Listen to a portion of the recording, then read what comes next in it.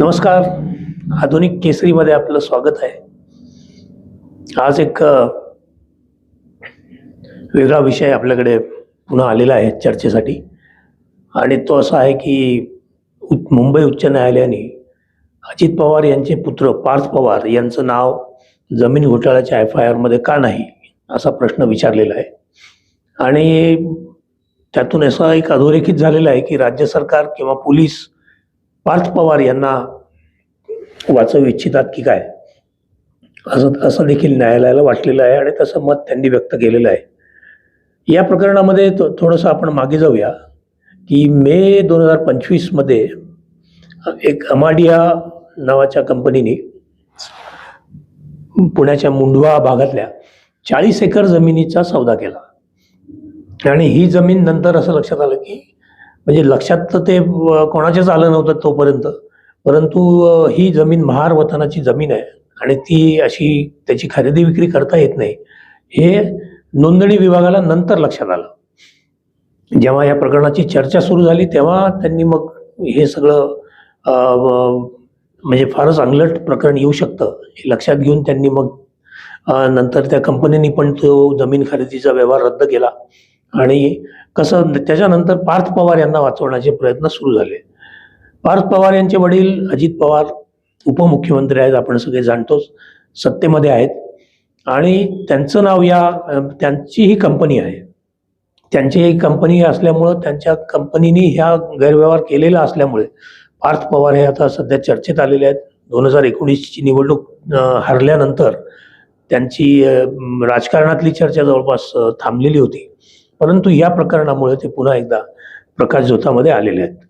या सगळ्या प्रकरणामध्ये आपल्या लक्षात असं येतं आहे की मंत्र्यांची, वरिष्ठांची मुलं किंवा कुटुंबीय हे अशा प्रकारचे कितीही त्यांनी गैरव्यवहार केले तरी देखील त्यांना प्रोटेक्ट करण्याची या सरकारची एक मानसिकता आहे. म्हणजे आता याच्यात गंमत अशी आहे की भाजप च्या नेतृत्वाखालचं सरकार आपल्या राज्यामध्ये आहे. एकनाथ शिंदे आणि अजित पवार हे त्यांचे वेगळ्या पक्षांमधले 2 सहकारी त्या सत्तेमध्ये आहेत आणि यांच्यावरती जे जे काही आरोप होत आहेत ते सगळ्या आरोपांची सारवासारव आता भाजपला करावी लागते. म्हणजे काल देखील आपण बघितलं की विधिमंडळ अधिवेशनानंतर मुख्यमंत्र्यांनी पार्थ पवारांच्या प्रकरणावर प्रतिक्रिया दिली तेव्हा ती इतकी जुजबी आणि हास्यास्पद होती की अजून मला काही उच्च न्यायालयाचं जे काही आदेश आहे किंवा जे काही मत आहे ते मी काय ऐकलेलं नाही, त्याच्यामुळे या प्रकरणामध्ये फार काही बोलू शकत नाही, परंतु याच्यात कोणाही दोषीला सोडलं जाणार नाही. म्हणजे इतकं वेग आणि इतकं हास्यास्पद असं हे सगळं चाललेलं आहे की खुद्द न्यायालय विचारतं आहे की तुम्ही यांना याच्यामध्ये FIR मध्ये यांचं नाव का नाही घेतलं. म्हणजे असं एक म्हटलं जातं की या कंपनीमध्ये अमाडिया म्हणून ही जी काही कंपनी आहे या कंपनीमध्ये 99% शेअर या पार्थ पवारांचे आहेत आणि अशा कंपनीने जर गैरव्यवहार केलेला असेल, जमीन घोटाळा केलेला असेल तर त्याच्यामध्ये पार्थ पवारांचं नाव येणं स्वाभाविक होतं आणि ते FIR मध्ये दाखल करणं हे पोलिसांचं कर्तव्य होतं. परंतु पोलीस कसे पार्थ पवारांना प्रोटेक्ट करतायत हे कदाचित दाखवण्याचा प्रयत्न सरकारकडून झालेला असेल की आम्ही तर काही हे केलेलं नाही आहे. आता याच्यात थोडंसं मुळाशी जाऊ, कारण गंमत अशी आहे की या गोष्टी प्रसिद्ध केल्या जात नाहीत आणि कारण त्याला काही बेस नसतो, परंतु एक ज्याला बिटवीन द लाईन्स आपण म्हणू शकतो की आता हे जे काही प्रकरण बाहेर आलं हे कोणी बाहेर काढलं, हे कुठल्या सामाजिक कार्यकर्त्यांनी, माहिती अधिकार कार्यकर्त्यांनी हे प्रकरण बाहेर काढलेलं नाही. एकाच वेळी म्हणजे नोव्हेंबरच्या सुमारास एकाच वेळी हे प्रकरण सगळ्या माध्यमांमधून यायला सुरुवात झाली. काही TV चॅनल्सनी पण दावा केला की हे आम्ही काढलं, परंतु तसं काही ते दिसत नाही. सुरुवातीच्या काळामध्ये प्रिंट, इंडिया टुडे यासारख्या माध्यमांनी या प्रकरणी बातम्या दिल्या. तर हे आलं कसं बाहेर प्रकरण मग? म्हणजे आपण एक लक्षात घेतलं पाहिजे की त्याची सुरुवात कुठून होतीये. याच्यामध्ये एक संशयाला असा वाव आहे की हे प्रकरण बाहेर पडावं असे प्रयत्न तिथे त्या ठिकाणी केले गेले असावेत किंवा अदरवाईज हे नावच इतकं मोठं आहे की याच्या विरोधात तिथे कोणी फार काही करण्याची किंवा धाडस दाखवण्याचं काहीतरी हे केलं असेल असं वाटण्याचं काहीच कारण नाही. हे प्रकरण पद्धतशीरपणे बाहेर काढलं गेलेलं आहे आणि पार्थ पवार त्यांच्या माध्यमातून अजित पवार हे अडचणीत यावेत, हीच या प्रकरण बाहेर काढण्यामागचा उद्देश, हीच भूमिका ज्यांनी कोणी ते प्रकरण बाहेर काढलं त्यांची असणार आहे. कारण आपण बघतो आहोत की हे 3 पक्षांचं सरकार जरी असलं तरी देखील हे जे 2 बाकीचे पक्ष आहेत, राष्ट्रवादी आणि शिंदेसेना, यांनाच अडचणीत आणण्याचं काम सुरू आहे. म्हणजे काल पण आपण बघितलं की विधिमंडळामध्ये ज्या व्हिडिओची चर्चा झाली, अंबादास दानवे यांनी काही व्हिडिओ शेअर केले, तर त्याच्यामध्ये देखील शिंदे सेनेचाच मंत्र्यांचा विषय होता. आणि आता या प्रकरणामध्ये पार्थ पवार यांचा विषय म्हणजे थेट अजित पवारांचाच विषय आहे. तेव्हा आणि भाजप म्हणजे याच्यातून असं दाखवण्याचा प्रयत्न दिसतोय की काय, की भाजपकडून गैरव्यवहार होऊ शकत नाही. हे जे बाकीचे 2 पक्ष आहेत त्याच्यामध्ये प्रचंड प्रमाणावरती गैरव्यवहार सुरू आहेत. अशा पद्धतीचं चित्र रंगवण्याचं काम सध्या महाराष्ट्रामध्ये सुरू आहे. पार्थ पवार यांच्या प्रकरणाकडे परत एकदा येऊया. मुंडवामध्ये जी काही जमीन 40 एकर जी होती ती 300 कोटी रुपयांमध्ये विकत घेतल्याचं या कंपनीने ते दाखवलं. प्रत्यक्षामध्ये या जमिनीची बाजारभावानुसार किंमत आहे 1800 कोटी रुपये.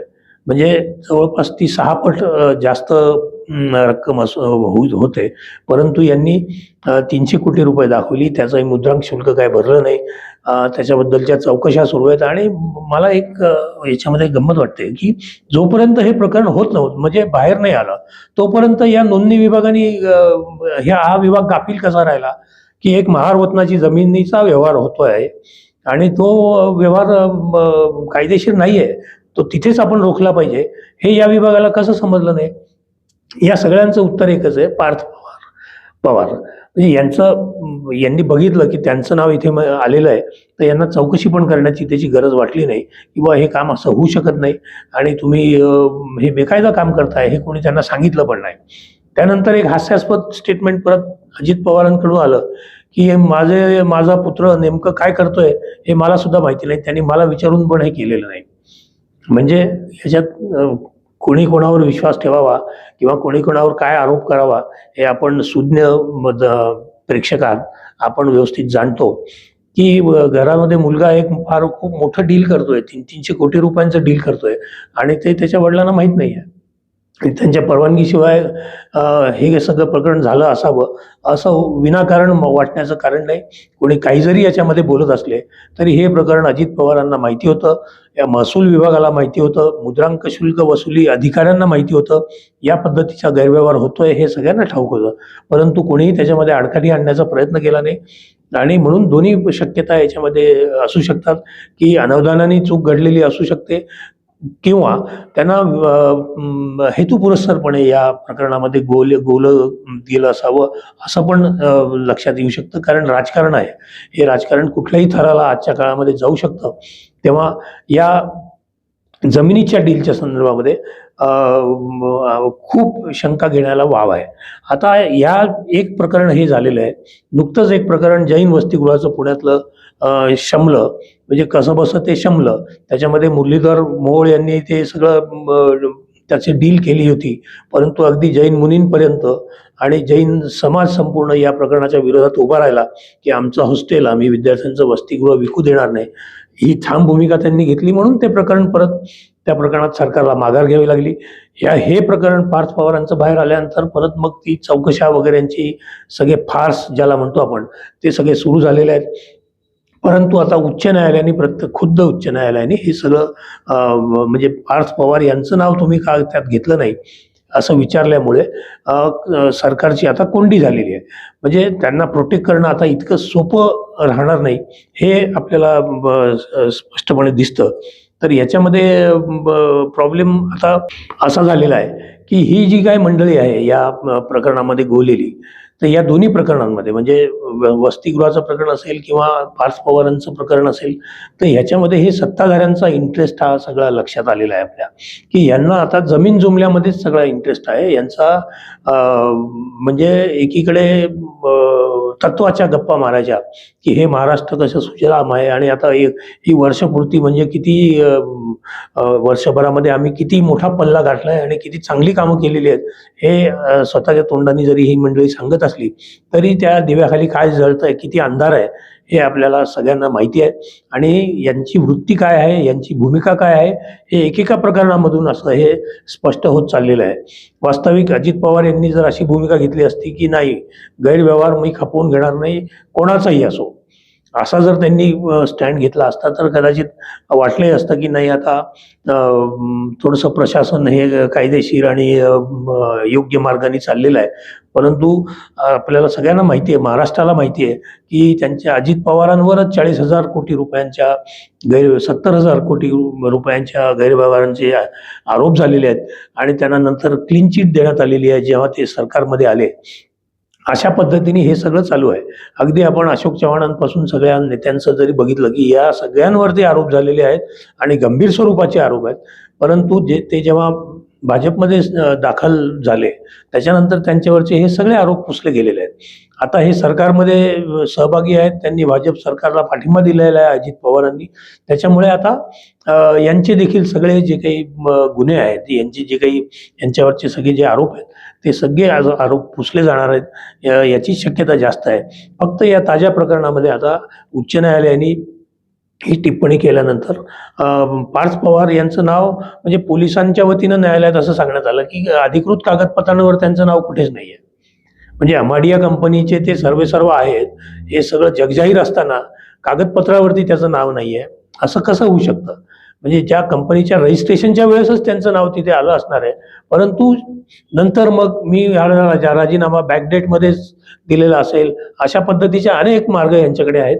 आणि आता मी कसा माझा या कंपनीशी संबंध नाही हे देखील ते तिथे दाखवू शकतात. शेवटी न्यायालय आणि कायदा व्यवस्था ही सगळी कागदपत्रांवरती चालते आणि ती कागदपत्र कशी तयार केली जातात याच्याबद्दल मात्र सर्वसामान्यांनाच जास्त माहिती असते. ही न्यायालयापर्यंत ही वस्तुस्थिती पोहोचत नाही की जे डील झाली त्या दिवसापर्यंत जरी ते तिथे त्या कंपनीवर असले आणि काही जरी मागच्या तारखेमध्ये त्यांनी राजीनामा एखादा त्या कंपनीचा दिलेला असला तर ऐनवेळी जो असा राजीनामा दाखवला जातो आणि बघा आम्ही या कंपनीत नव्हतोच आम्ही, आणि दुसरे त्यांचे एक भागीदार आहेत रणजित पाटील म्हणून त्या कंपनीमध्ये. तर अशा या दोघांची ही कंपनी आहे आणि दोघांचाच शेअर त्या कंपनीमध्ये होता. तरी देखील यांचं नाव त्या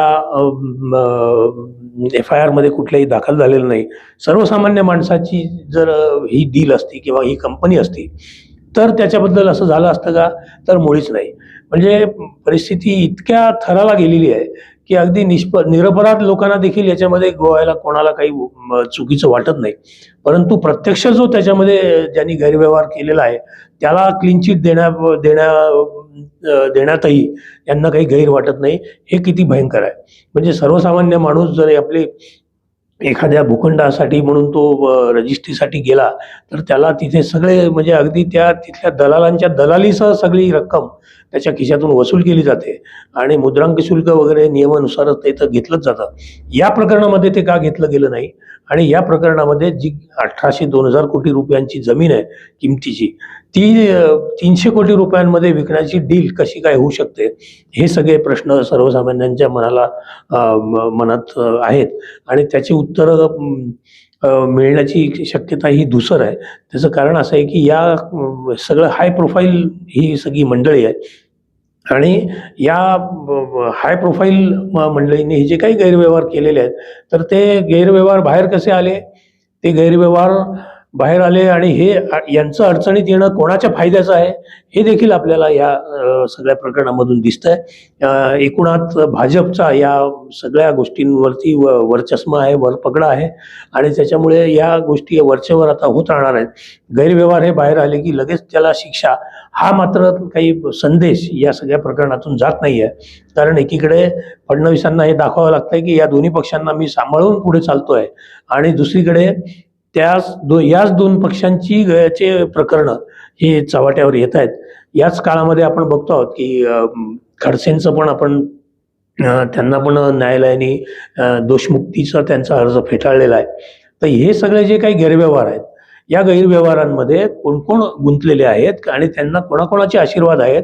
म्हणजे आपण असं मानू शकतो की खडसे जर भाजपमध्ये राहिले असते किंवा त्यांनी परत राष्ट्रवादीमध्ये आल्यानंतर देखील पुन्हा भाजपमध्ये प्रवेश घेतला असता तर कदाचित त्यांच्यावरती हे त्यांचं हे टळलं असतं आणि त्यांना देखील क्लीन चिट मिळू शकली असती, परंतु त्यांनी त्यांचा ताठ बाणा जो आहे तो कायम ठेवला आणि म्हणून कदाचित त्यांना आता पुढच्या काळात काही या त्रासाला सामोरं जावं लागणार आहे. क्लीन चिट अजित पवारांना 70,000 कोटींच्या प्रकरणामध्ये याच सरकारने दिली आणि त्याच्यामुळे निवडणुकांमध्ये पण भाजपवरती प्रचंड टीका झाली होती. पण आता ज्या पद्धतीने या पक्षाला बहुमत सगळ्याच निवडणुकांमध्ये मिळत चाललेलं आहे, तर हा सगळा जो काही गैरव्यवहार आहे, हे जे काही सगळे ज्याला छक्केपंजे आपण म्हणू शकतो राजकारणातले, हे सर्वसामान्य मतदाराला मान्य आहेत की काय, अशी भीती वाटायला लागलेली आहे. कारण यामुळे संबंध वातावरण गढूळ झालेलं आहे की जर त्या कुठल्याही प्रकरणामध्ये जर एखादं हाय प्रोफाईल नाव आलं की ते प्रकरण दाबलंच जाणार, या पद्धतीचा विश्वास ही सगळी व्यवस्था सर्वसामान्य माणसाला देते.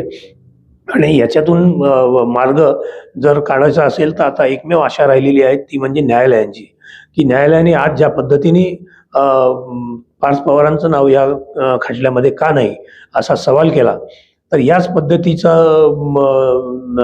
ज्याला काय म्हणतो धाक आपण म्हणू शकतो, दट्ट्या म्हणू शकतो.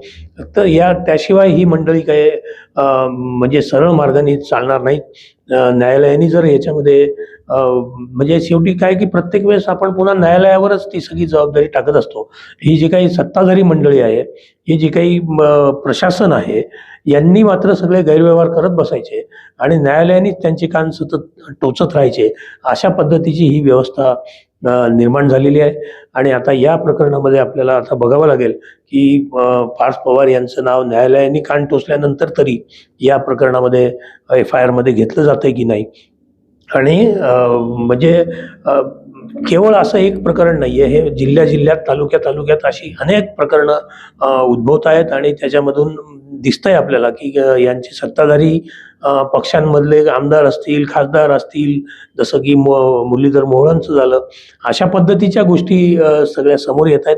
आणि यातून सर्वसामान्यांनी बोध घेण्याची एकच गोष्ट आहे की हे इतके निर्डावलेले झालेले आहेत आता की आता आपण कुठल्याही डील्स केल्या, कुठल्याही जमिनी विकत घेतल्या, विकल्या, त्या विकसित केल्या आणि त्याच्यामध्ये कायद्याचं पालन जरी झालं नाही तरी आपलं काहीही वाकडं होऊ शकत नाही, हा विश्वास या लोकांमध्ये निर्माण झालेला आहे.